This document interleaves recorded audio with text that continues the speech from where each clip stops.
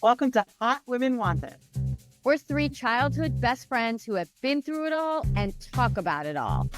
Everything from hot flashes to hot takes to hot topics. So come join us.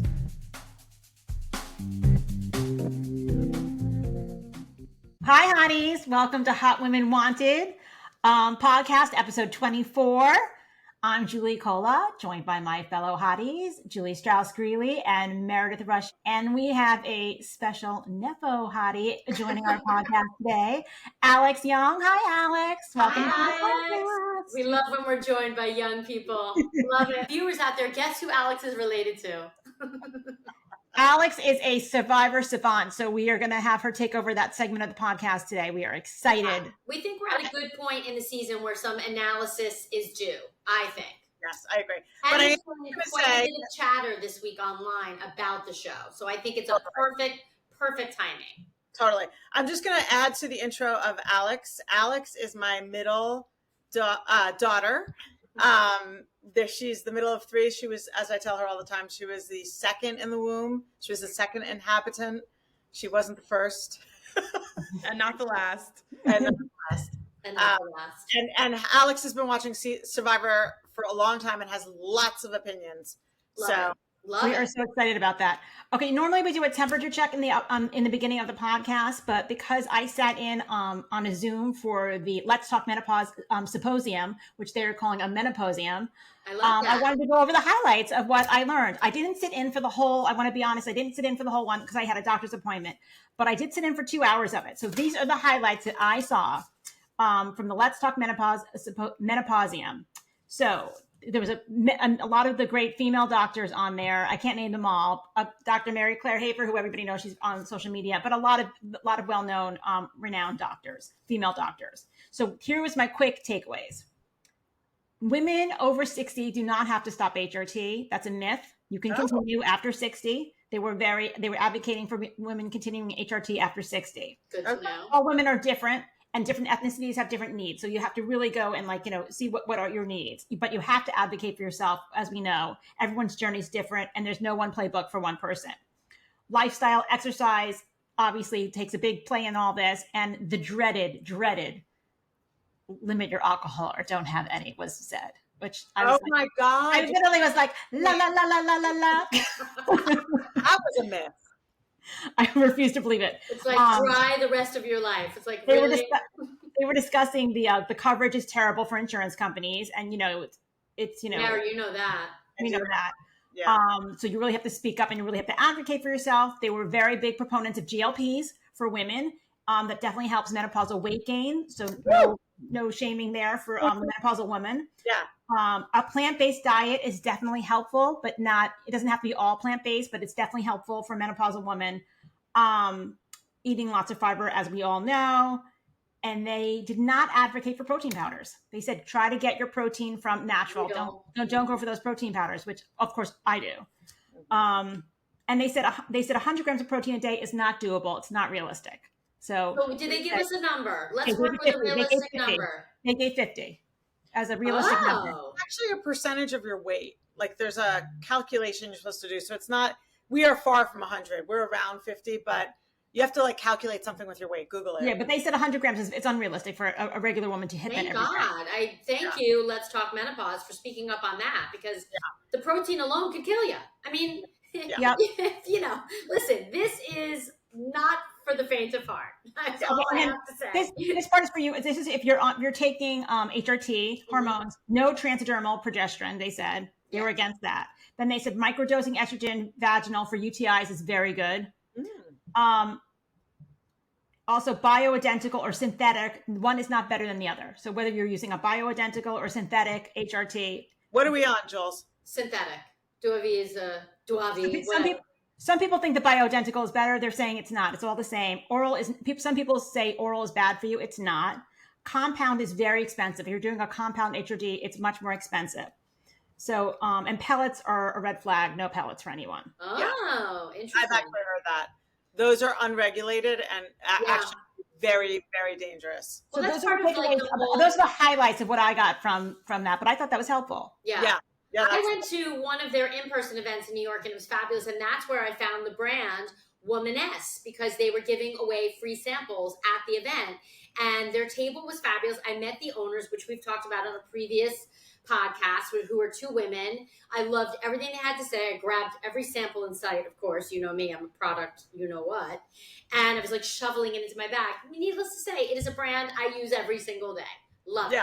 I'll give a shout out to our friend Marie Naxon, who works for Let's Talk Menopause, and her work partner is Samara. So, Samara leads the and they have a social media presence, which Julie, you and I follow. But for any of our listeners, definitely look them up online. Follow them on Instagram. Great information just from their social media alone. So, and I'm sure on the Let's Talk Menopause platform, you can probably find more about the Menoposium. So that was great. That was a great takeaway. So.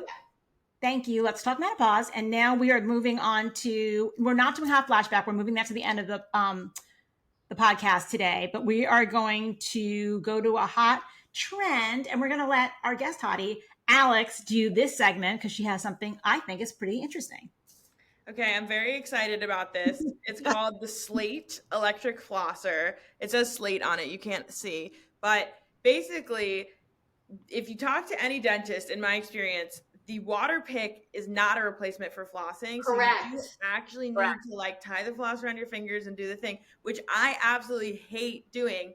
This is dentist approved. It is an actual little floss pick. I gotta get this. And when you turn it on, it vibrates. So it really gets in there and gets the stuff out from between your teeth.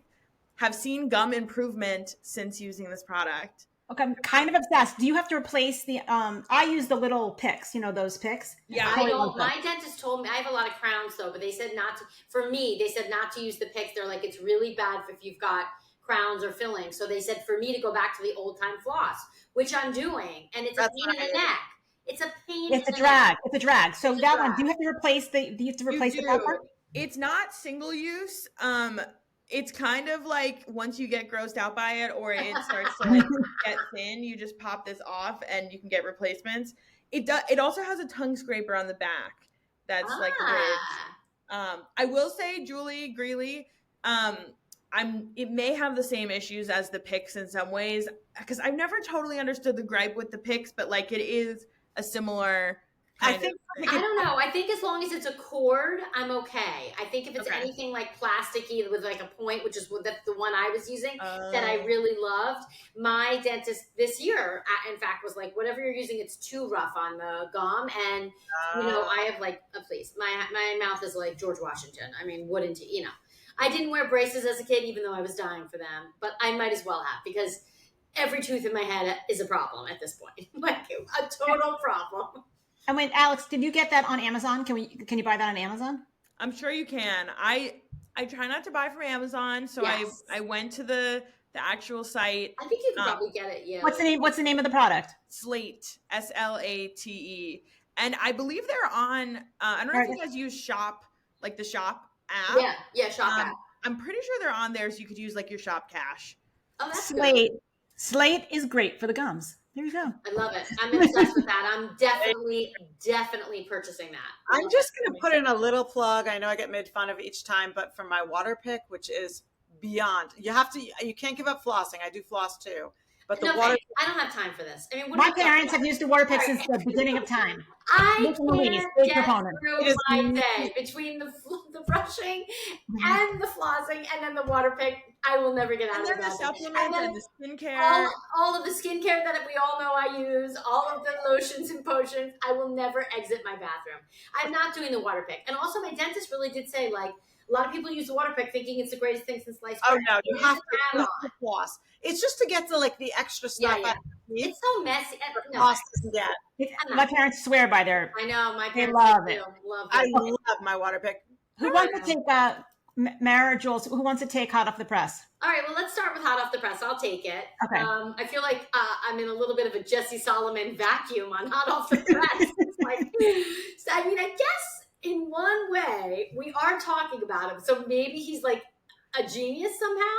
I'm thinking not. I mean, I can't. Not musical genius. No, they have. Someone else has a good publicist. Good point. Listen, he's in Hot Off the Press this week because he was featured in Rolling Stone, and he is declaring himself the next Bruno Mars. I mean, what? It's so embarrassing. It's ridiculous. It's also really embarrassing if you listen to his music. I mean, the comments on his Instagram are vicious. He has released, I think, at this point, 2 songs, and they're almost unlistenable. And that's coming from someone who loves all kinds of music. He literally thinks he's Elton John. I'm not sure he can carry a tune.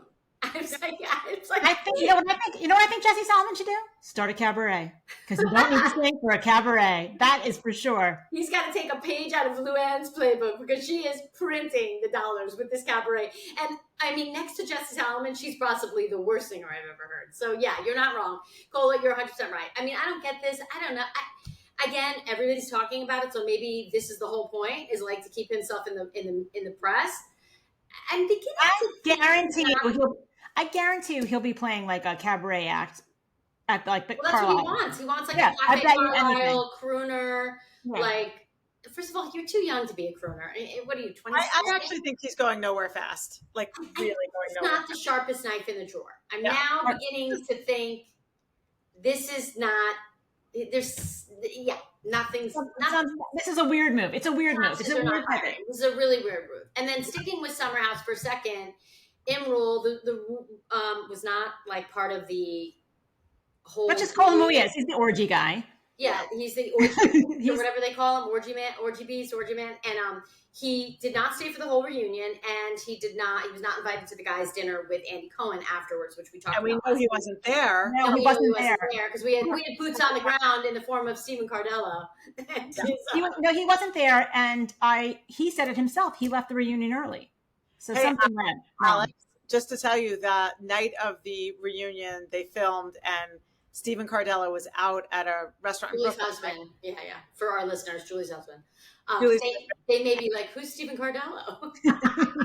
And he had a sighting of Andy Cohen, Andy Cohen's kids, and the men from Summer House. All the guys from Summer House. Except for Imrul. So, I don't know. I don't get the feeling Imrul's coming back. No loss. I could care less. The worst. And then sticking with Real Housewives, we've got some info on the cast trip that's being filmed now for OC. And we've got talk that Katie Ginella, I think is how it's pronounced, I'm not sure. She did not go on the cast trip, which is to Amsterdam, by the way. Oh, that's a big one to miss. Yeah, that is a really bad one to miss. And supposedly it's because of a falling out with Emily Simpson, who we know from the reunion really gave her a hard time and was really pulling up a lot of stuff from her past and legal stuff. Not that it's not all public, it's public record, but so because of a falling out with Gretchen, who's come back to the OC this season, and Emily Simpson, supposedly, allegedly, that's the reason. So we'll see. There's a lot of infighting going on all these casts. Like, people aren't talking on Miami, people aren't talking on OC. We heard people are not talking on SLC. So like, maybe it was shelf life for cast shakeups. Yeah. Like, these women are getting old, Yeah. So are we, but you know, maybe it's time to for reboots. Yeah. And then I think the last one was, which I thought was really fun, that Howard Stern had Andy Cohen on his show this week, and Howard's a huge Housewives fan. It was doing like a deep dive with Andy Cohen. Huge. And he was calling everybody by name, and he knew the latest and greatest. He was like, how do you like that chick that PK was with? He's like, one lucky guy. I was like, that was Howard is a fan. Howard is a fan. Okay, you guys, this is hilarious. I was at work today, and we have like a group chat on our team, and there's this adorable young girl who does our social media, and she had a birthday party, sharing her pictures, and she's like, oh, the theme of my party is make it nice. And I was like, it can't be. So I wrote in the chat, I'm like, is that like a Real Housewives of New York Dorinda Medley quote? Like, she came by my cube, she's like, I watch every season of every city. Like, do we need to talk? I'm like, oh girl, yes. So we do have fans in other I feel another guest coming on there. Another guest from your world. Your world is all about this. I love it. I know. Meanwhile, I'm like scrounging for guests. I'm like, who wants to come on the pod? Other than when they're on the phone with me 5 minutes ago, they're like, no thanks. And this is random. I'm just throwing this out there. I don't have it on our list. But there is some scandal going on with Olivia Culpa and her sister. Do you know what it's about? They're not speaking. But why? All right. Okay. All right, now move on. Okay, Allie. Alex, we're gonna let you take over Survivor. All right. Well, I have some notes. I have some notes. Okay, let's jump right in. Do you want me to start you off? Oh, sure, go ahead. Okay, so this week on Survivor, we lost Star. Who is a Star? We love Star. We love Star. Love Star. Was she a great game player? No, she wasn't. No. Was she great comic relief? Sure was. Yes. Absolutely. And a good person, a good-hearted person. And Did she call Jeff Uncle JP? She sure did. Multiple times. And I loved it. And they loved it every time. So yes, so just as a reminder, that's who we lost this week. All right, moving into you, Alex. Okay, well, first of all, there were 3 actually insane moments on this week's episode, I would say. One is during the immunity challenge, the close-up on Joe as he's finishing the challenge. Did you guys? Oh yes, and they stopped and they slow-moed it. Oh yeah, and there are flies going onto his face like he's gonna get stung by a bee for like. It feels like a full minute. They're just on Joe's face as he steps onto the platform. It was almost like Mike Pence. Remember with the fly? Yes. I was like, he's going to get knocked off. Joe's going to get knocked off from that fly. From a fly. I loved it. I actually was sitting there. I'm like, this is actually really cool. Like cinematography. Go Survivor. I'm like, who's in charge of this? Yeah. And so Joe wins immunity after his epic close up. And the underdogs are wanting to target Joe. So their plan is foiled. Then basically Mary pitches pivoting to Kyle to Camilla. She goes to Camilla saying, let's pivot to Kyle. Kyle and Camilla are number ones. And so then it all flips and falls apart. And then it's Mary or Star. Another great moment. Star starts rapping. Yeah, that was great.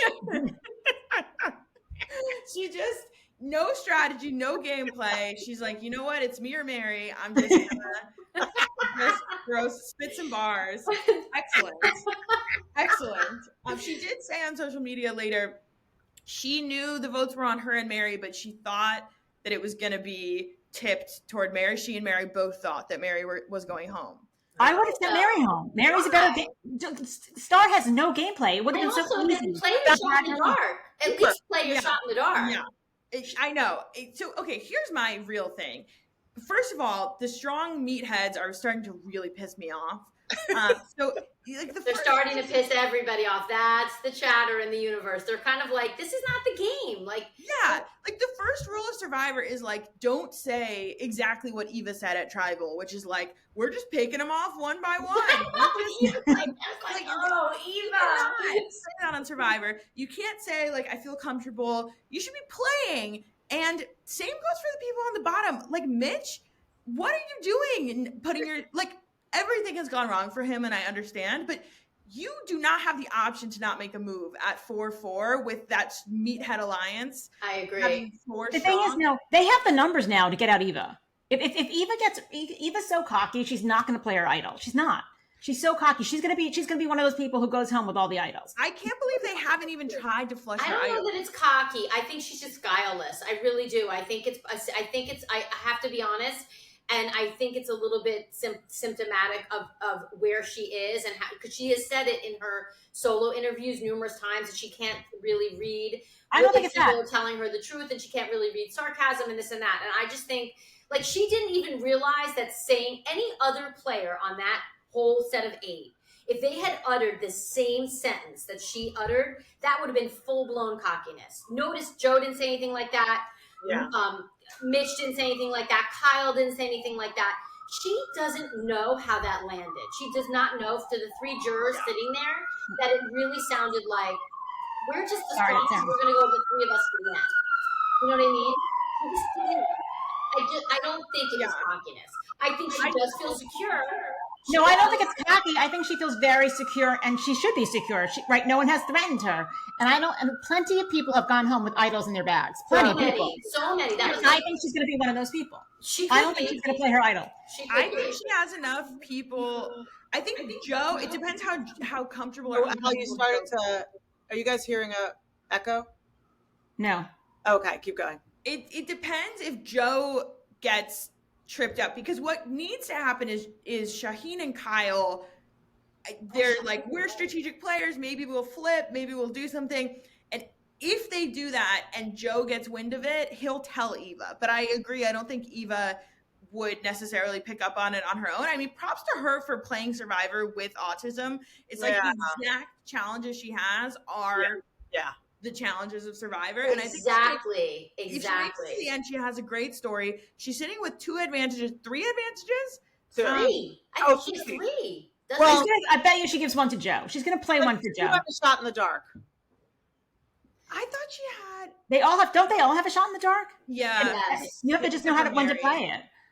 I actually think she will find out if her name starts to come up. I have a feeling Camilla will tell Kyle will tell Joe, and Joe will tell Eva. I think Kyle needs to very carefully decide when he's going to flip on Joe, and he has to flip on Joe. Yes. Okay. Joe will win. Here's what I think about where people we all have to wait. So we all think that Joe is going home before the final 3. Yes. Yes. No, if he keeps winning immunity challenges. If he keeps winning immunity, and I think if he's in danger, he can't keep winning the immunity challenge, so they're going to give something that he can't win. Yeah. Here's the thing: it doesn't matter because he's not. I don't think he's compelling to the jury. Yeah, I agree. That's true. So you're saying if even if he ends up in the final 3, he's not the one they're going to listen. I think if one of these not the Power Ranger group, like if any of these others, whether it's Mitch, whether it's Camilla, whether it's Mary, who I don't really think it'll be, I think that jury's going to vote for anybody but these strong people. I really think that it's going to be the underdog that's going to get the money. I think if Eva's going to have a very good shot at winning. Yes, I think very good shot. And that's why they're not going to. No one's going to let Eva go to the end. They're not, because her story's too strong. But right now she's in a very good position because if you make it to 4, you at least get a chance to make fire, and she has 2 advantages that keep her safe. Right. Yes. But you have to play them. She kind of can't get voted off if she plays her advantages. What are we down to? 7, or are we at 8? We're at 7. We're at 7. So yeah, and she could win immunity. She could. She can win immunity. Won immunity. But think about it. She hasn't even thought to play her idols. It's not even a thought in her head. Because she really is so safe right now. Why would she? But that's when you play them. That's when you do it. That's when you do if the bottom 4, they don't have the numbers. They have the numbers to flip. There's more people that can flip on them. Like revolutionaries or rebels or whatever they call themselves had actually gotten their act together, they should have been voting Eva. Yeah, I agree. Yeah. And so she should have been somewhat. It shouldn't have been Star or Mary. It should have been Eva. And then Joe would have been. And then Joe would have been next. They have a very weak bottom level. They don't know how to. They missed it. Like they totally missed it because she didn't have immunity. She was feeling so certain. They had her fully exposed. They might have missed their only opportunity to get her off. And I think like the people at the bottom, with the exception of Camilla, have misread the entire game consistently. Mitch, I love Mitch. I think he's great. He has been wrong at every single turn. Same with Mary. Mary's rivalry with Say, who is one of the worst Survivor players we have ever seen. Mary's like, it's so fun to be powerful women fighting against each other. Like, no, you're both horrible and just misreading every single cue. And so then you I can't get over Mitch. I honestly can't get over Mitch. I feel like Mitch comes back from every tribal council, and that's like, I feel like his shoulders are hunched, and he's always like, I didn't really see that coming. It's like Mitch. The only thing is Mitch is good. Mitch is good at challenges, though. He is. He is good at challenges. He's good at challenges. And they genuinely like him. That's true. But they just have no understanding. Okay, last thing I'll say is I think that Kyle and Shaheen have an interesting and tricky spot because to prove their resume, they have to veer off from the strong people. Yes. But if they sit next to someone like Camilla, I think they're better off sitting next to Joe than Camilla because Camilla can say, I fought from the bottom. I was crafty. Nobody knew I was in with them. Camilla has a great story. If Camilla and Kyle, because nobody knows that they're attached. It's a great story. Camilla and Kyle make it to the final 3. They have such a compelling thing to say. They will shock the jury. Like you will see the jury's faces fall. Nobody has an idea. Has it ever been done where there's a secret alliance. I don't know Survivor like that, but I'm sure it has been. I'm sure it has. A lot of people have tried. I don't know if it's ever been successfully like both of them in the final two. It's also tricky because often they turn on each other because they have basically the same story. So it's do they actually want to sit next to each other at the end? Yeah. Right. Yeah. They're not going to. It's going to be one or the other. I have a feeling Kyle's going to go before the end. I think he's going to go before Camilla? I think he might. Joe very much likes Kyle. Short on immunity, and I think I guess Camilla will fill him in if the other group is going to vote him out. Yeah. I think Kyle though. Are you flipping, or are you just going to ride with Joe and Eva because you think you can beat them at the end? I think he's got to flip. He's going to flip. I think everyone's going to flip on Joe because they know Joe and Eva are too tight. So I think this week is going to be something big. If Joe loses the immunity challenge, I think he's out. They may not. Well, no. If he loses the immunity challenge, she's going to give him. She's going to protect him. They're going to make it very far because of her two things. They're going to be strategically. If he doesn't win immunity, like they're going to start to use those between the two of them. She's going to have to. Maybe they both have to. Yeah. And she only has one thing that's like she only has one idol. The other thing is safety. Oh, it's a double vote. Without safety without power. Yeah, so basically she can keep one person safe twice or two people safe once. And both are transferable. You can transfer both to another individual. Yeah, I think so. Yeah, she can say, I'm going to play it for Joe and I'm going to walk out. Yeah. Okay, I got it. Okay, so assuming Joe or Eva goes, then you think Camilla and Kyle come after each other? Or like, because my thing is if I'm Kyle, I don't want to sit next to Camilla. So I almost would rather go with Joe. I might go for Eva and then sit next to Joe. Maybe. I think you're right because Camilla, no one's going to, I don't know. It makes Camilla look like a mastermind. It does. She kind of is. She kind of is. She kind of is. I think. What do you guys think about all this chatter that's been out in the media, like saying like the show is really missing it on the editing? They're not showing, like they're spending so much time just focusing on this like power group, and they're not showing any of the friendships and any of the relationships, and like a lot of the like online Survivor whatevers are really talking about how much they're not liking this season. Yeah, I showed you that yesterday. It's kind of been true since the new era started. And I do agree with the overall critique of the new era, which is, they're throwing in too many twists that are ruining the gameplay. Like when you split the tribes, they merge and then you split them again into random groups of 5 and they both have to vote somebody out. It messes up all the strategy and makes it kind of feel random. And even to an extent with like the shot in the dark or the thing that they did for a few seasons in the new era where they said first person who loses at immunity has to do that random like basically pick a box, one of 3 boxes, and if you pick the wrong one, you're eliminated. People don't like that kind of thing because they want to see the strategy play out. Yeah, play out. I don't necessarily think this season is worse. I think the initial tribe that Cedric and Mary were on was very, very weak. Like nobody on that tribe was a good game player, and nobody was a challenge beast. And I think that is an annoying and unfair way to start. I like that they tribe swapped.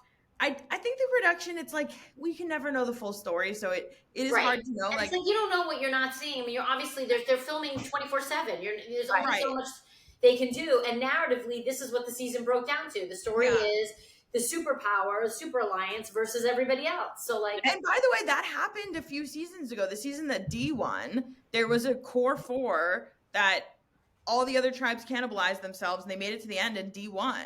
Yeah. And it was a very similar narrative. It wasn't quite the like meathead thing, but I don't see anything particularly within the new era to complain about this season. But I don't look into all the like these online people like there are these hours long podcasts and interviews, and I don't consider. Yeah, no, I don't. I'll be honest. I would like to see Eva win. I think that would be super cool. I would love that. But they would be pretty dumb to keep her in. I mean, I just think it's dumb. She has people such a are tight also alliance. saying like the production people obviously put the advantage in her set of what was it, fries or nacho chips or whatever. It wasn't like a communal bowl, and she just happened to spot it. It was the little thing. But they do that every year. That's always in the food. People see it or they don't. But the commentary is, why give it to her? She already had all these advantages. Right. She's already a physical strength. Why not give it to Camilla? Why not give it to Mary? You know. Yeah. Like she picked it. They didn't have her. It didn't have her name. They didn't know she was going to pick it, did they? Oh, I thought it was at her seat, like where she sat. I thought it was They had named that reward. They were told where to sit. Oh, I didn't know that. Okay. Yeah. You complained last season about Rachel, getting one of her advantages at the auction, although it is a little bit more random. Yeah. That is reminiscent. That was reminiscent. Yeah. I will say one other thing, which is Star saying at Tribal about Mitch, he didn't stutter. Iconic moment. I could not believe she said that. She said, he told me to play my shot in the dark, and respectfully, he didn't stutter. Well, awesome. That stuttering could be a nervous, it could lead up with nerves, you know what I mean? So that was her point. That's her whole point, that he was like saying her very securely, like, play your shot in the dark, you're going. Yeah. And she said, and yet went home with it in her pocket. Like, I couldn't believe it. Anybody has any advantages that they would like to play, they were all literally glaring. I think the reason she didn't do it is because if it was going to be close, like 4-3 or whatever, you don't get to vote if you do the shot in the dark. So if she thought it would cause a tie or something. Oh, maybe. Okay. That's true. Yeah, that's true. You lose your vote. Yeah. Anyway, she's going to be funny on the jury, and I cannot get over the David. I keep calling him Dave. The mugging on the jury. Oh my God, that was great editing. Great editing. Angry. By the way, he was also part of the jocks, so they actually had a 5-4. Yeah. And so I'm like, Mary, you're upset David got voted out. Like, you are not playing this game. You're not seeing the macro dynamics here. Not at all. Not at all. Terrible game player, truly. Like, the fact that she's gotten as far as she's gotten is really unbelievable. But I would still vote her out next. Oh, maybe no. If I were her, I'd get Joe out. They have to get Joe or Eva out if they want to win. If I were anyone, I'd be like, I'll sit next to Mary, sure. Exactly. That's true. That is true, because they're going to take home the money. It's not going to be Mary. They should have kept Star. Mary. I would have kept Star over Mary. Yeah, maybe. Star's a terrible player, and she's terrible at challenges. Oh my God, the challenge they were trying to do with building the word immunity, Star literally was just like, you could see in her face, she was kind of like, can I just sit down? Because I'm definitely not going to win this. And you can tell from her personality that it's the type of thing that she just cannot do. No, and it was like Cedric, back in the Cedric days. Like Cedric, oh my God, I wish I had been on the pod in the Cedric like, yeah, I can't climb that one. I can't climb that one. I'm like, Cedric can say. Anyway, it's good, everybody. Good analysis, Alex. Love it. Excellent. Let's move on, guys, to Summer House. Oh, God. It's another week of Jesse is messy. Jesse is messy. We already touched on Jesse and like everything. I mean, he's just that's the whole show. Really, it's Jesse and Lexi's show right now. This is why I said what I said, because I honestly don't think he was connecting the dots. Like, she can't be spelling any of this out more clearly for him. The housemates are spelling it out for him. West is even spelling it out for him. Yeah. Like, everyone is like telling him what he did wrong, apologize, and then he shows up at her apartment midweek and he's like, can we talk about it? It's like, what's to talk about? Like, I've laid the crumbs. Like, but here's the bummer. I saw next week's episode. She takes him back. Yeah. You saw next week's episode? No, there's a clip. No, I mean the preview. It's not preview. Yeah. And she takes him back. They show up next weekend back together. That's a bummer, because she really let him have it. She kind of read him for filth. It was really good. I actually loved it. And also the episode ended with her saying, like, I just don't think we have enough of a connection. It's like, you should have ended it there. Done. Yeah. Oh my God, honestly. So that's what the whole. It's kind of like. Can we talk about Carl's cringe with Sarah? I was dying. I'm like, what are you doing? She was so nice about it. She was extremely kind about it. If there isn't a week where I am cringing from Carl, he makes me. Every scene. He just tugs at my heartstrings. It's like, and he's such an older man. Like, Carl. 45. Carl. I know, but he has no game. Carl's not 45, but he's close. Is he 42? Is he 40? He's north of 35. Is all. Will you do some Googling? Sure. Carl from Summerhouse, how old is he? But I mean, it's like 1 week after another. It's such a cringe. He's Such 40. a cringe. Oh, he's 40. He's Okay. 40. All Okay, right. and then I have written in my notes, why was West dressed like Ebenezer Scrooge at the party? Because it was like, I don't know, I guess it's like snooze fest. I don't know. It was a beer. I was like, and I'm like, and the girls still go for it. I'm kind of like, what The girls is were that? loving it. And even like the Paige, the Summer House Gigweed squad, which is Paige and Ciara and Amanda, were watching them do it. They're like, oh, he's doing the limbo with the candle. They were like, he was like holding that candle all night. It was like a real candle. Wait, we have to talk about what's his face? Jesse said about Ciara. Oh, when everyone said, oh, you said, oh, if Wes didn't go for you first, I would have gone for you. He's like, I only said that to make her feel good. I know. Like, honey. I'm like, Oh, that's what Ciara, I'm the saying. model, Is the he hot nurse. That's what I'm saying. Is he just a fucking moron? No, I don't think he's a moron. I think he's a dick. No, I just feel like I don't think he's a Ciara moron. needs your help. Please. Yeah. I don't think you're giving him too much credit as the moron. I think he's a dick. I think he's stupid. I don't think he's stupid. I actually think he knows exactly what he's doing. He's like jokey, and that was fun last season with him and Wes. They're funny. They're genuinely funny. They are funny. He does have some funny lines. He does. And West has some funny lines. And the get-ups with West, I think, are hilarious. And their banter is hilarious. But like, I think it's funny unless you're sleeping with them. Because if you're sleeping with them, they're dicks. You know who gets my rose for this episode? Rose and Thorn. I mean, Thorn is Jesse. Guess who my rose is? And I'm ashamed to say it, but I'm going to say it out loud. Carl? Good old Schwartzy. It was, I gotta tell you, it was good to see him. And he played it perfectly. Tom Schwartz was such a welcome breath of fresh. And he played it perfectly. He was funny. He was funny with the girls with the pink, like, sleeping mask. He was fun. He was fun and funny. I didn't need him. And he's showing up at every show. It's like, where's Waldo? Well, clearly, because he's, like, trying to make a living off of Bravo. I was like, why is Tom even here? He has no role. I thought it was weird. No. Oh, wait, no. If you were watching Summer House and Winter House for years, he is really good friend, like genuinely, off camera and on camera, really good friends with a lot of the guys, and he's really good friends with Kyle. That's fine. That's fine. I just thought to the episode he added 0. Like I liked it. I thought it was funny. I didn't need it. I thought his reactions were funny. I thought his stuff with the girls in the morning were funny.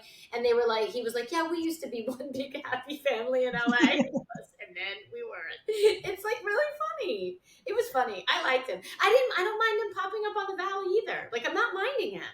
I don't mind it. I just don't know that he adds anything. And he adds 0 on the Valley. You don't need him on the Valley. No, you don't need him. You won't need him on the Valley. Let's go to the Valley. Let's go to the Valley. Okay, men behaving badly, 2.0, 3.0, 5.0. What the hell? Terrible. I wrote depraved and busted. I like that. What'd you write? Instead of Dave and Buster's, depraved and busted. Oh, that's funny. I like that. That could be title of that. These men are so toxic on this show. That group chat, and first of all, there's like 20 guys in that group chat. And my favorite thing is like Jason's not in the group chat because he has an Android. That doesn't seem. And it's like the best was like all the like reality TV commenters this week were like, I don't know, do you love Jason because he's not in the group chat, or do you hate Jason because he's not in the group chat because he's an Android? It's like, would you not date him? I'm like, Jason was like, thank God I'm not in the group chat. Yeah. I'm so happy not to be in the group chat. What is this stupid group chat with 20 plus people, and it's all they do is talk disparagingly about women? These men are Neanderthals. Can you imagine putting in a group chat that your soon-to-be ex-wife, mother of your child, mother of your child, you have a child together forever, was sleeping with somebody for $1,500 a night? By the way, is it true? Probably not. I think he just said it to say it. No, I don't think so. I think he was covering his ass at the moment. He's a snake in the grass. He is so snaky, and he realized he was caught, and so he was like, "No, there's been a mole in the group chat, and I have to figure out." Yeah, that was covering himself. I'm trying to sniff out the mole. I'm like, right. It's just like, have they learned nothing? Like, you can't. You cannot do that in this day and age and not get caught. Especially everyone screen grabs. I mean, forget it. You can't. Exactly. That lives on forever. And also, what the hell? Why is Luke the one bringing story? Like, Kristen Doty's, I don't know, baby daddy, boyfriend. Like, he's the what? Wait, who's the one who's the star that I didn't know about? He was a child star. You're giving him an awful lot. He had a guest appearance on Danny. That's Zack and Danny. Cody. Danny. He was like a walk-on in Zack and Cody. No, He's not exactly was, Robert Redford. In all honesty, he was he was a Disney kid. He was a Disney. Wait, who is this? What's his last name? Danny. He's the husband to Nia. Nia? Yeah, right. Google that. Miss America or Miss something. She was Miss America, right? She's on the valley now. Wasn't Nia Miss Universe or Miss America? I don't know. She's a Miss America. She's a Miss Universe. Or she's one of those. She's a pageant girl. And I don't know. She's a pageant girl. He was like a Disney kid, but he was like Zack and Cody at sea. Remember that season? He's like on the boat, the Tipton Hotel. It's like it's all like seared into my brain from my kid. But you guys nobody is anybody on this pod watching? Anybody on the screen watching The Righteous Gemstones? No. Is anybody? Oh, okay. It's a Danny McBride show. I live for Danny McBride. He is absolutely hilarious. Every show he writes is hilarious. This is the final season. It's 4 seasons or 5 seasons on HBO. Righteous Gemstones. It's making fun of these megalith churches, the Christian churches with like the families. Everybody's making money and whatever. Okay. The guy from Pitch Perfect, Adam Devine, who's a fantastic comedic actor, who's been in Office Space and a million funny things. He plays a character on the show named Kelvin, who is a gay youth minister. It is it is so hilarious. First of all, his whole journey, but he looks exactly like Danny on the Valley, and somebody online on TikTok would have put them side by side. It is like, and they put him in these crazy costumes, and it's literally what Danny is wearing. It is so funny. You guys have to check it out. It's so we didn't even talk about the fact that he was creepy with the lesbian couple, which is weird. And he had to apologize for being touchy with them. And also, why aren't we seeing that? Where's the footage? Where's the cameras with that one? Yeah. Yeah. But he apologized on camera though, and it was embarrassing. It was awkward. Yeah. Okay, I'm noticing our time. We're a little hot. Let's move on to closing hot take, and our closing hot take is going to be a hot flashback. Okay, and we've teased this one for weeks for our regular hotties. Coined one of the best phrases ever. At least we think. Take it away, Mare. Okay, chime in as much as possible because this is actually our story. Well, yeah, I was hoping you were pulling up to my house that day, but go ahead, tell her. and then I was hoping one of you would be pulling up to my house someday. Al, do you know the story? I do, yes. Okay. So it was my 17th birthday. It happened to be Yom Kippur, which is why I think I got the bad luck that I got. I went and that's controversial, but okay. I think I got bad luck because on Yom Kippur I was supposed to be home fasting, and I went and I took my driver's test. And I go and I'm so excited, and I practiced. My parents bought me like driving lessons, like I did it all. Driving lessons. They bought you a sports car with a bow on it. In your driveway with a giant bow. Yes, a bow in my driveway that I never got. I didn't get to drive for 2 weeks. There were rule followers too. All of a sudden in my life, there were rule followers. I'm like, this is interesting. But anyway, I go, I get into the car. What I have now learned about myself much, much later is that I panic under pressure repeatedly on tests, on anything you put in front of me. I panic and I fail. Like that's the way it goes. My brain goes offline. Anyway, I'm parallel parking. I fly over the cone. The old driving guy is like, "You just hit a pedestrian." I'm like I was 17 years old. I'm like, "What?" And then it was a cone, of course. But he made me switch seats with him. And he drove the car back to the station where I had to then call my dad, hysterically crying that I failed my driving test. Okay, so I get home. Cole and I lived, I don't know, quarter of a mile from each other. So I start walking. Yom Kippur. And I was peering out my window because I knew Mary had a brand new car waiting for her. And I said to my mom, I can't wait. Mary's going to pull up in her brand new car after her test.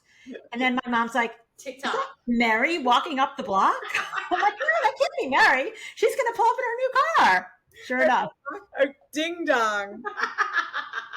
Sobbing at Julie Cola's doorstep, sobbing. And so, and I said, this is what I said through my tears. She's like, well, so? And I'm like, 17 and still a pedestrian.